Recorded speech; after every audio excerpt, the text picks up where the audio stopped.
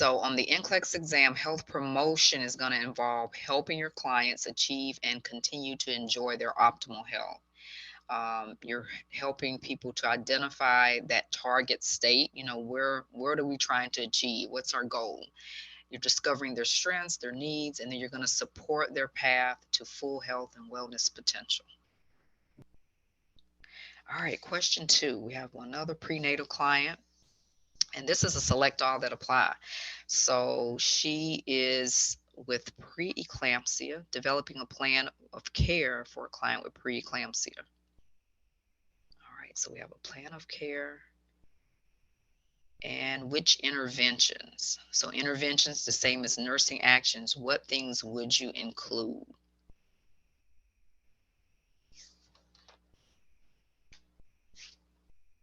Any specific testing strategies you can use with this question?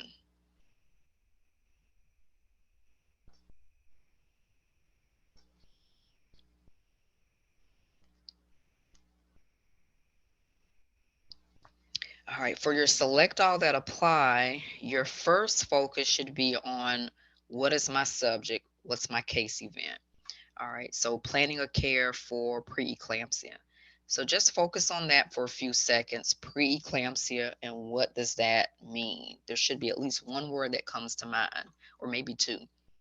Okay, so one or two words that comes to mind. What does that mean? And that will help guide you to selecting all the things that you want her to do. Anything that's going to keep her safe, maybe help her through this preeclamptic phase that she's in until she's ready to deliver.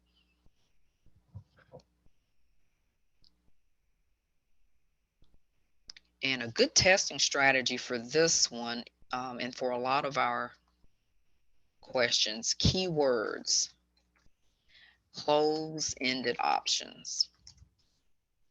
Okay, so if you're wondering if you should choose certain ones, think of those close-ended options, close-ended words. That might help guide you to maybe eliminate certain options. Okay. All right. So, any thoughts on this? Maybe all of them. All of them do sound kind of good. When I first saw this, I almost said, "Wow, they all look good." But we have to focus back on our facts. So when you start to choose them, focus back on your facts and think about preeclampsia. Just focus on that and keep in mind there are some closed-ended words in here that you should be able to recognize. Okay, so we have A, we have B, got a couple of B's. B is good. All right, A and B, C. Okay, got a couple of C's. And looks like everyone's agreeing D is good. Okay. And E, yeah, we got a few E's. I think everyone just about took choose an E. Very good. All right, questionable about A. Okay. B, C, D, and E. Yeah, so these are your key words with this one. Maintain complete bed rest. Is it absolute that she has to stay in bed and not get up at all? Complete bed rest. Avoid all sexual activity. Does she have to avoid all? So yeah, very good. That was a no. So the key thing in this is when you think of preeclampsia, for some reason, I don't know if did anybody's mind go through think of bleeding for some reason. I don't know why this question kind of triggered bleeding. A lot of people went to thinking about bleeding and they wanted to say do A and F, but she's not at risk for bleeding yet. She's preeclampsia. When preeclampsia and severe eclampsia, preeclampsia with severe features, it can increase the risk of abruptio because it's high blood pressure. So though it does is a risk factor, but we're just focusing on our facts. And they can, yeah, they can take Tylenol. That's a good one. They can take Tylenol for headache. And F is definitely crossed off. Yes, this was absolute. Both of these were an absolute complete bed rest. She can get up. She's not bleeding. So if we had a patient who was placenta previa, definitely placenta abruptio, because that's a medical emergency. We need to deliver the baby right away. But if they were bleeding, we may need to do some have them on bed rest where they're not going to be getting up. But for her, we want a calm environment. She doesn't have to be on complete bed rest. And studies have shown this kind of changed over the time, over some years. They used to want to just keep her on absolute bed rest, but it's really not that necessary. We do want a calm environment, and it is good to promote bed rest, but not, she doesn't necessarily have to be on complete bed rest. She can get up, go to the bathroom. So some ambulation is going to be good. So we do want to monitor her blood pressure. So two things that should have come to mind was hypertension and maybe seizures. So that's why we want a calm environment. Check the baby. That's always good. Always think about fetal heart rate, or for her, if she's assessing herself or checking herself, she's making sure she feels the baby move and count and record the movement. All right, she's checking blood pressure, fetal movement, acetaminophen. It is common that they'll have headaches, but she's going to be checking her blood pressure daily and reporting how she's doing on that. Limiting sodium intake is going to help keep her blood pressure at a minimum. All right, very good. Yes, proteinuria is also something that they have.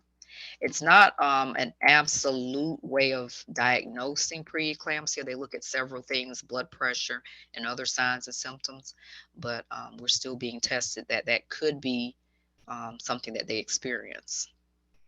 All right, very good. All right, so here's our parameters for preeclampsia. Elevated blood pressure greater than or equal to 140 over 90, and they're usually beyond their 20th week of pregnancy on one or more occasion, and proteinuria. Very good. We're recommending that we regular monitoring of her blood pressure and educate the patient on when to report readings to the healthcare provider. She's going to monitor fetal movement, lower or limit sodium intake. That's going to help her to avoid fluid retention. Headaches are going to be common. She can use Tylenol, acetaminophen for pain management. Maintaining complete bed rest or abstaining from all sexual activity is no longer recommended or indicated this time. So it doesn't have to be complete bed rest and abstaining. It is true. So acetaminophen is probably going to be the best for pain for them, but there are other meds that they can take during pregnancy. It just depends on what's happening, because we know we have to give these patients blood pressure medicine sometimes. I think there's a list. Let's see what's on this next page. Yeah, here's our first line of meds for blood pressure for them. Methyl dopa is the best, but we can also use labetalol or nifedipine. If they have an infection, we can give them penicillin. So there are some meds that are safe for them. So promote bed rest. They do mention promote bed rest, but it's not an absolute. We don't have to do. I think there's another slide I have that says absolute bed rest, but that's not true. That was no longer through research. It's no longer indicated, but it is good to allow them to rest and have a quiet environment. But yes, they can get up. They can go to the restroom. They can walk a little bit if they need to. They don't have to be on complete bed rest. Magnesium sulfate is for if we're thinking they're going into pre-eclamptic stage, so to prevent convulsions, seizure precautions. All right, very good.